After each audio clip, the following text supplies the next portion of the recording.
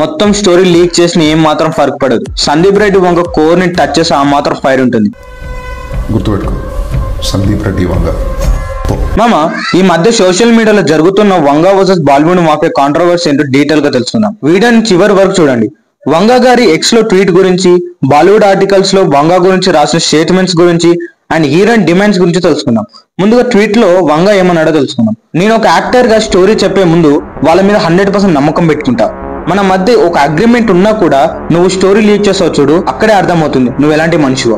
ఒక film maker గా ఎంత కష్టపడ్డా నా స్టోరీని తక్కువ చేసావు అండ్ ఒక హీరోయిన్ ని తక్కువ చేసావు. నెక్స్ట్ టైం పూర్తి కథ లీక్ చేసుకో, జరాబీ ఫరక్ పడదు అని పెట్టాడు. ఇందులో ఎవరని మెన్షన్ చేయలేదు, ఓన్లీ డర్టీ పిఆర్ గేమ్స్ అని మెన్షన్ చేశాడు. ఇక్కడ ఆల్రెడీ ఆ హీరోయిన్ ఎవరో చెప్పడం అవసరం లేదనుకుంటా, మీకు ఆల్రెడీ తెలుసుకమ్మా. సో ఇప్పుడు ఆర్టికల్స్ లో ఏం రాశారో తెలుసుకుందాం. ఒక ఆర్టికల్ లో హీరోయిన్ 40 కోట్ల రెమ్యునరేషన్ డిమాండ్ చేసిందని, మూవీ బిజినెస్ లో షేర్ అడిగిందని, ఇంకా మెయింటెనెన్స్ కాస్ట్ డిమాండ్ చేస్తుందని, హీరోయిన్ ని రీప్లేస్ చేయడం జరిగిందని రాశారు. అందుకే తృప్తి దిమ్రిని ఆన్ బోర్డ్ చేసుకున్నారని టాక్. ఇంకో దాంట్లో heroine just few months back mother అయింది కాబట్టి ఆ మాత్రం డిమాండ్స్ పెడితే తప్పే కాదని రాశారు. బట్ ఇక్కడ బాలీవుడ్ కి సంబంధించిన ఒక సోషల్ మీడియాలో సందీప్ రెడ్డి వంగ గురించి ఇలా రాశారు.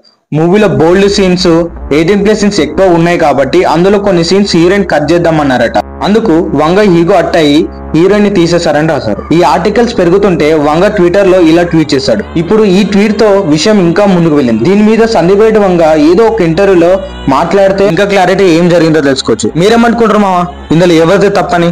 నేను మాత్రం వంగకే సపోర్ట్ చేస్తా. మరి మీరు కామెంట్ చేయండి.